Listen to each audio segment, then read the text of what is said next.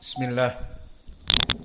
Innal hamdalillah nahmaduhu wa nasta'inuhu wa nastaghfiruh wa na'udzu billahi min shururi anfusina wa min sayyiati a'malina may yahdihillahu fala mudhillalah wa may yudlil fala hadiyalah wa asyhadu an la ilaha illallah wahdahu la syarikalah wa asyhadu anna Muhammadan abduhu wa rasuluh amma ba'd.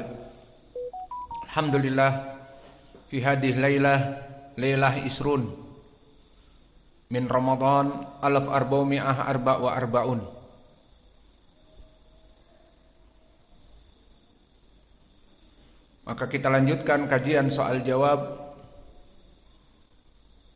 yang mana pada kesempatan petang ini kita akan menjawab 2 soal.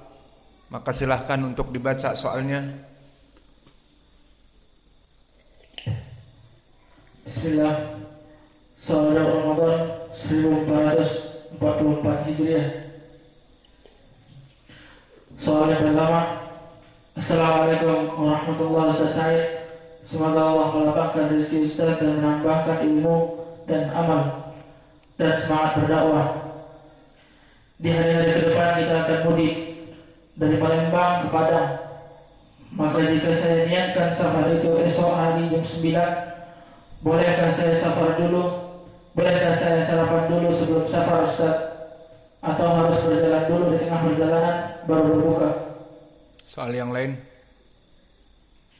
Soal yang kedua, jika kita di akhir Ramadan sedang safar ke Makkah, mana yang lebih afdal dan ahsan? Kita wakilkan untuk membayarkan zakat fitr kepada keluarga yang tinggal di Payakumbuh, atau kita sendiri membayarkan zakat fitr kita di Makkah Ustazuna? Jika di Makkah, maka membayarnya dengan apa Ustazuna? Apakah dengan kurma atau yang lain Ustazuna?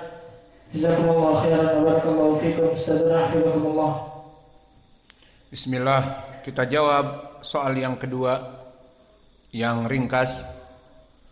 Kalau memang akan melaksanakan Id di Saudiyah dikarenakan umroh, dan kebanyakan umroh di Indonesia sekitar 1 bulan atau kurang atau lebih, maka mungkin hari Id akan di Saudiyah, maka lebih baik dia membayarkannya di sana agar lebih yakin tersampaikan dengan tangannya dan lebih jelas, dan tidak sibuk untuk menelepon ke Indonesia. Alhasil, jika memang dibayarkan di Saudiyah untuk zakatnya, maka zakat disyariatkan di dalam Islam ala kuti ahlil bilad, sesuai dengan makanan dari ahlil bilad.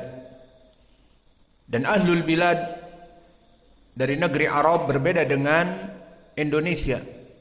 Maka oleh sebab itu disebutkan hadis yang muttafaqun alaih dari Ibnu Umar tentang qut ahlil bilad, apa yang dibayarkan untuk orang Arab dalam zakatul fitr. Nabi Muhammad sallallahu alaihi wa ala alihi wasallam bersabda, "Farada zakatal fitri sa'an min tamrin aw sa'an min sya'irin ala kulli hurrin aw abdin dzakarin aw untha minal muslimin."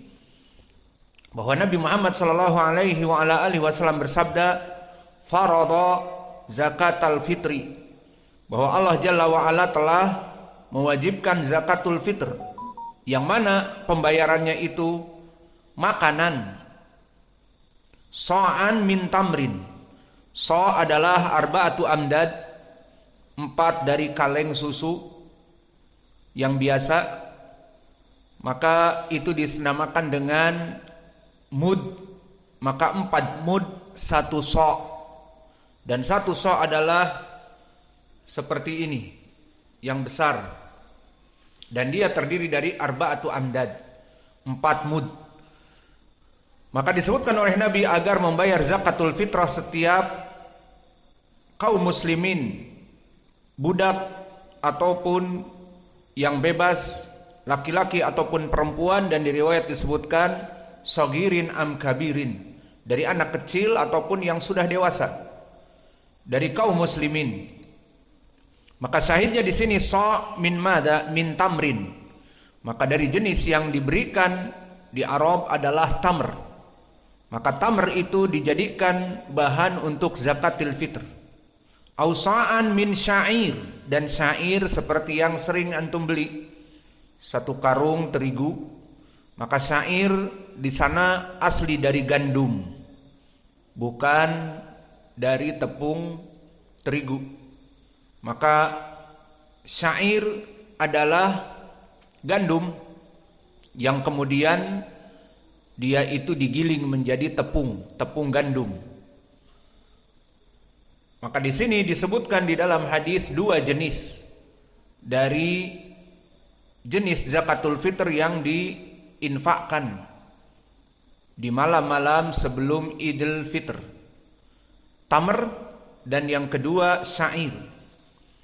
Dan apakah ini saja tidak, masih ada lafaz yang lain yang menjelaskan tentang jenis yang lain. Maka di hadis yang lain, di hadis Abi Sa'id Al-Khudri yang muttafaqun alaih juga, kunna nukhriju zakatal fitri sa'an min ta'amin.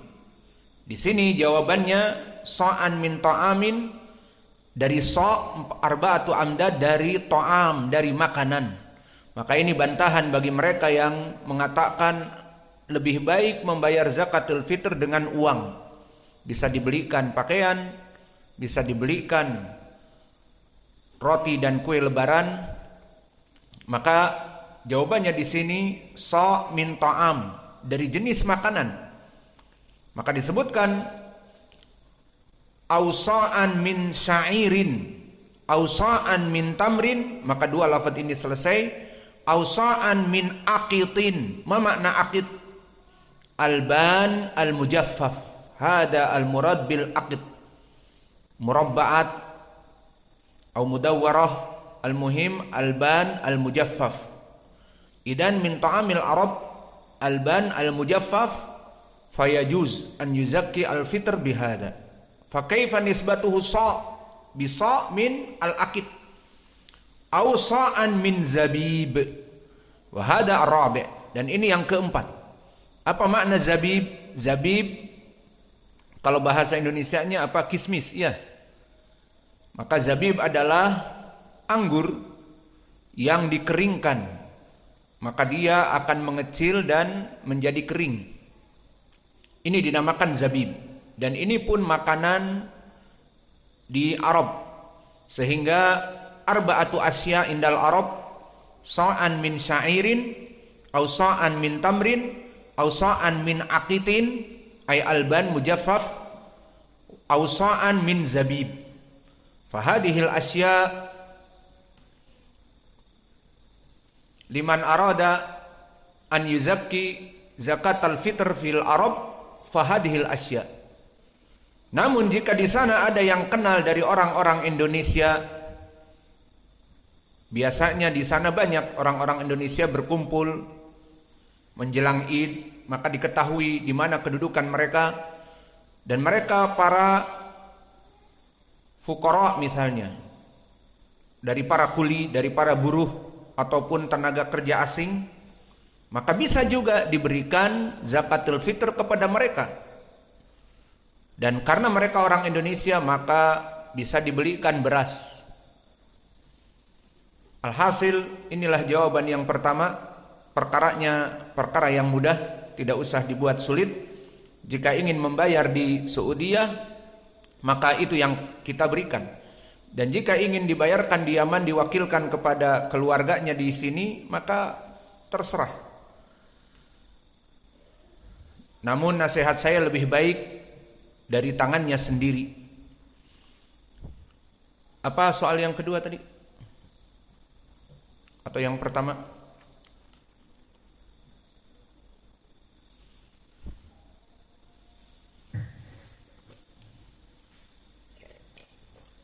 Dibacakan lagi. Soal Assalamualaikum warahmatullahi wabarakatuh. Semoga Allah melapangkan rezeki Ustaz dan menambahkan ilmu dan amal dan semangat berdakwah. Amin. Di hari-hari ke depan kita akan mudik dari Palembang ke Padang.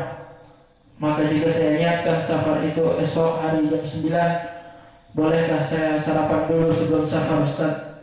Atau harus berjalan dulu di tengah perjalanan baru berbuka?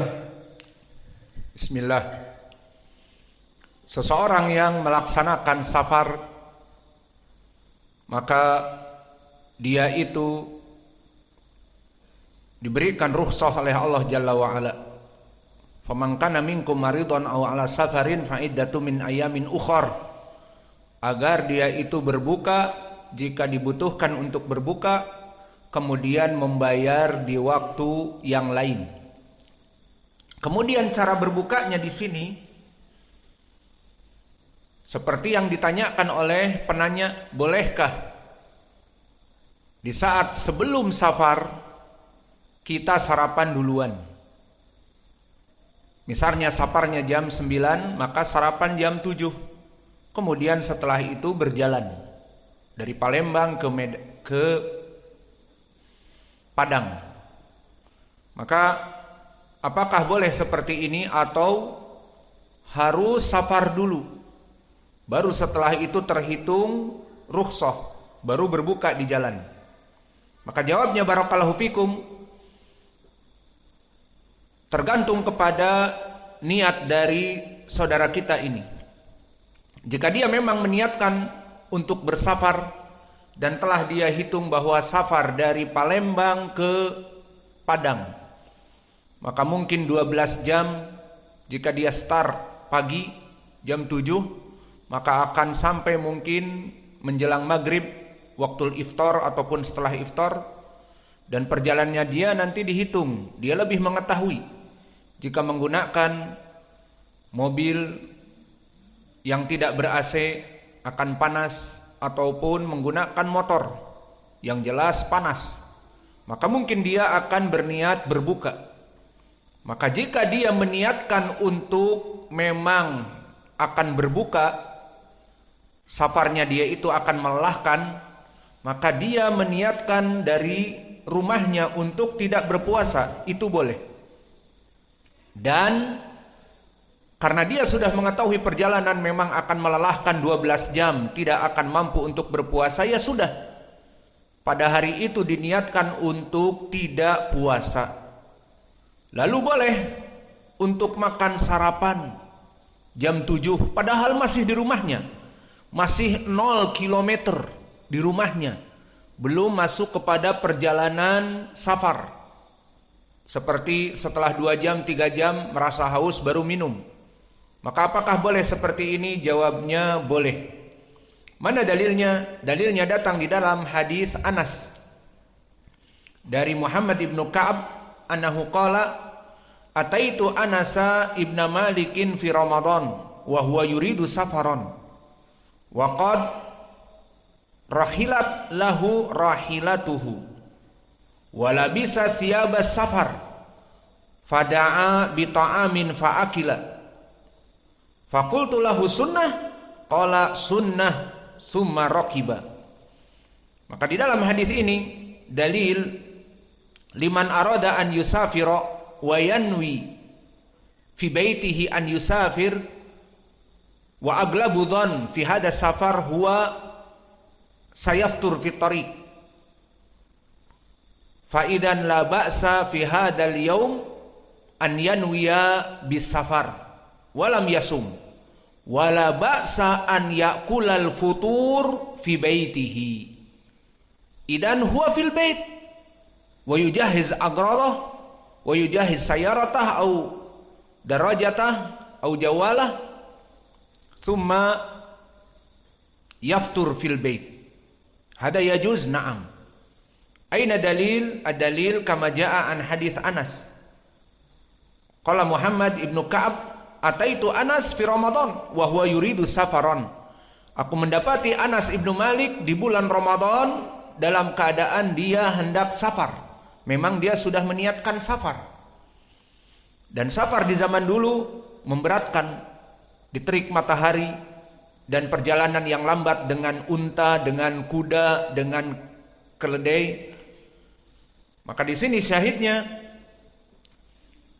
karena Anas ibnu Malik fi Ramadan wa huwa yuridu safar wa qad rahilat lahu rahilatuhu, maka dia telah menyiapkan kuda-kudanya dan unta-untanya, walabisa thiyabas safar, dan telah menyiapkan pakaian untuk safar, fada'a bita'amin, maka dia meminta kepada orang rumahnya hati ta'am, fa'akila, maka kemudian dia makan sebelum safar.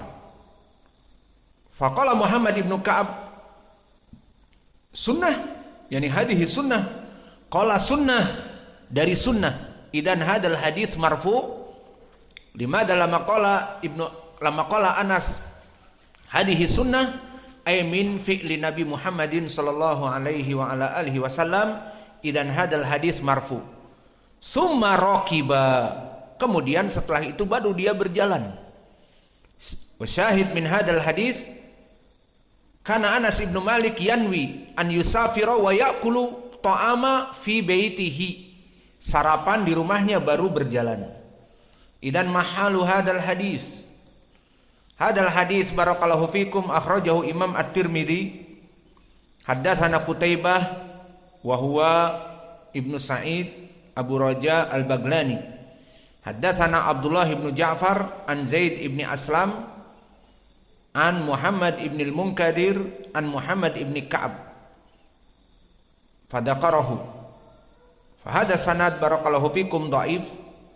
Abdullah ibn Ja'far huwa ibnu Najih wa huwa walid Ali ibn Abdullah al-Madini. Idan Ali ibn Abdullah al-Madini huwa imam muhaddis, walakin lahu Abdullah ibn Ja'far dhaif. Wa kana Yahya ibnu Ma'in yudha'ifhu, walakin lahu mutaba'ah akhrajahu inda At-Tirmidzi wa Daruqutni wal Baihaqi min tariq Muhammad ibn Ja'far qala haddatsani Zaid ibnu Aslam bihada sanad an Muhammad ibn al-Munkadir an Muhammad ibn Ka'ab. Wa Muhammad ibn Ja'far huwa ibnu Abi Katsir. Muhammad ibn Ja'far ibnu Abi Katsir wa huwa Al-Ansari Az-Zurqi thiqah.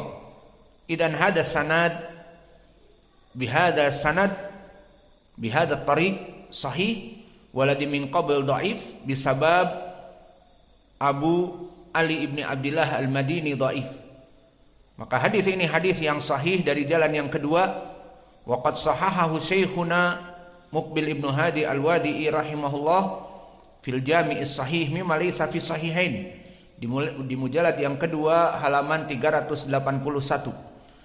Idan min hadal hadis as-sahih naqul, kita katakan kepada yang bertanya, maka boleh bagi akhuna dari Palembang ke Padang untuk dia niatkan safar, dan di paginya sebelum safar, misalnya safar tadi ditanyakan jam 9, maka dia sarapan dulu jam 7, boleh. Meskipun dia masih di 0 km, belum beranjak, maka boleh-boleh saja. Mana pendalilannya tadi hadis Anas, bahwa Anas ibnu Malik memang meniatkan mau safar, maka dia menyiapkan perlengkapan dan meminta untuk sarapan, kemudian setelah itu dia makan dan berangkat. Karena memang hari itu dia tidak berpuasa, dan ini rukhsah, dan ini yang diinginkan bagi orang-orang yang safar, jika memang safarnya dalam keadaan melelahkan. Namun jika safarnya dalam keadaan aman, tentram, dan dia tidak mau untuk membayar qadha di hari yang lain, maka tidak apa-apa. Seperti safar misalnya ke Muara Bungo, hanya sekedar 2,5 jam, dan dia naik kendaraan yang cepat dan juga ber-AC, tidak melelahkan, dan ada sopirnya, maka dia di sebelah sopir tidur, selesai. Tidak membuat dia lelah, maka tidak apa-apa untuk tidak berbuka. Namun di sini akhuna dari Palembang ke Padang sekitar 10 jam, 12 jam, apalagi naik motor misalnya, maka di sini tidak apa-apa untuk dia berbuka, bahkan sebelum berangkat dia sarapan. Karena memang Allah berikan rukhsah, tidak mesti rukhsah itu diambil nanti di perjalanan melelahkan baru cari warung, cari supermarket untuk minum dan sebagainya. Tidak, bisa dilaksanakan dari rumahnya, dan ini lebih baik. Tidak usah mencari-cari makanan di pinggir jalan, bisa terlihat dengan orang-orang yang tidak berpuasa ataupun yang puasa. Maka ini lebih baik, dan ini dari sunnah. Seperti berkata Anas, hadihi sunnah, ini adalah dari sunnah. Maka ini yang bisa kita berikan dari jawaban pertanyaan. Wa naktafi ila huna wa jazakumullahu khaira wa barak.